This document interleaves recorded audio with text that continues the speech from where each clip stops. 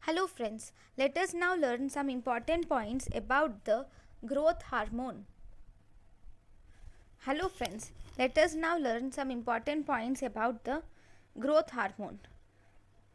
So in the growth hormone, first we have to learn about growth hormone therapy. First and foremost, we should learn about growth hormone therapy.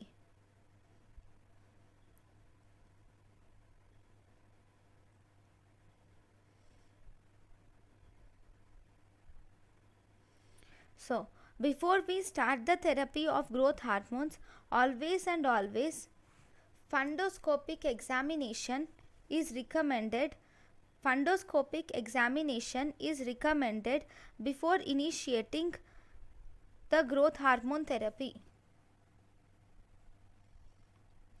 Is recommended before initiating growth hormone therapy, and it is recommended at periodic intervals because the growth hormone is actually associated with intracranial hypertension. It is associated with papilledema, visual changes, headache and vomiting. So then, the first important thing is about dwarfism or any conditions which decrease the growth hormone. These include recombinant growth hormone releasing hormone analogues, growth hormone analogues and insulin like growth factor 1 analogues. Recombinant growth hormone releasing hormone analogues include sermorelin, massimorelin, tesamorelin. So these sermorelin, massimorelin and tesamorelin.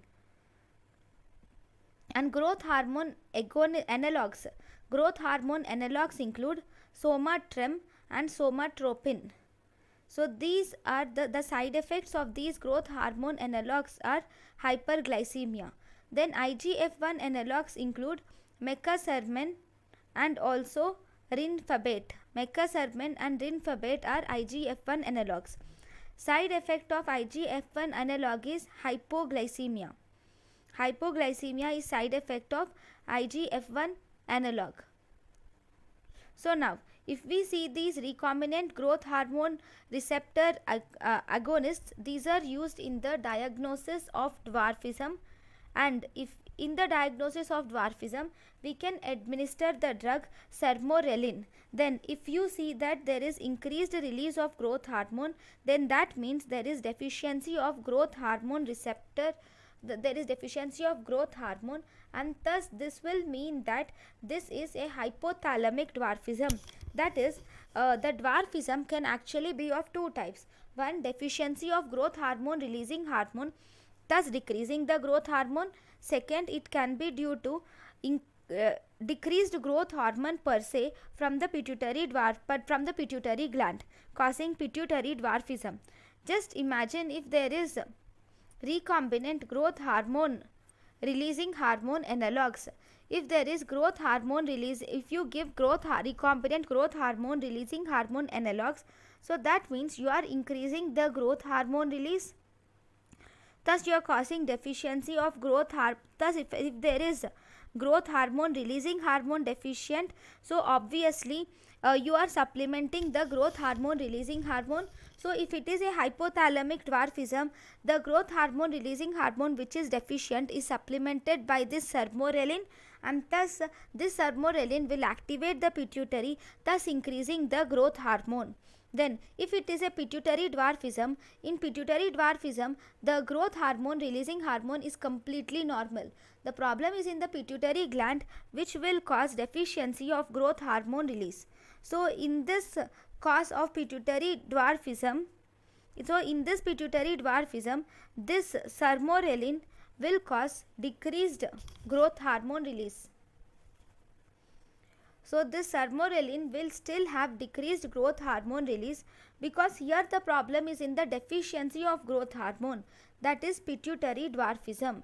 Then this growth hormone releasing hormone analogues are also used in patients of AIDS associated lipodystrophy. They are used in patients suffering from AIDS associated with lipodystrophy. Then we have IGF-1 analogs. The side effects of IGF-1 analogs are hypoglycemia and lipohypertrophy. It is used in the treatment of dwarfism. IGF-1 analogs are used in the treatment of dwarfism due to decreased IGF-1, and it also causes growth hormone receptor mutation, and it causes anti-growth hormone antibodies. Then if you see the growth hormone analogs, in the growth hormone analogs, the side effects of growth hormone analogs include hyperglycemia and carpal tunnel syndrome. It increases the intracranial pressure, causes leukemia, diabetes mellitus, retinopathy, increases the vascular proliferation, and it also causes neoplasia. It is contraindicated in retinopathy. Any vascular proliferation is also contraindicated in growth hormone analogs. Uses of these growth hormone analogs are: it causes small for gestational age baby, it causes malabsorption in short bowel syndrome. Sorry, it is used in small for gestational age baby. It is used in malabsorption in short bowel syndrome. It is used in AIDS related wasting. It is used in patients with less length, that is dwarfism. Example, it can be used in Turner syndrome, Prader-Willi syndrome, and it can also be used in Noonan syndrome. So these are the important drugs, especially these are the drugs which are used in dwarfism or in any condition which will decrease growth hormone. Then this is about the drugs which are used in dwarfism. Thank you for watching.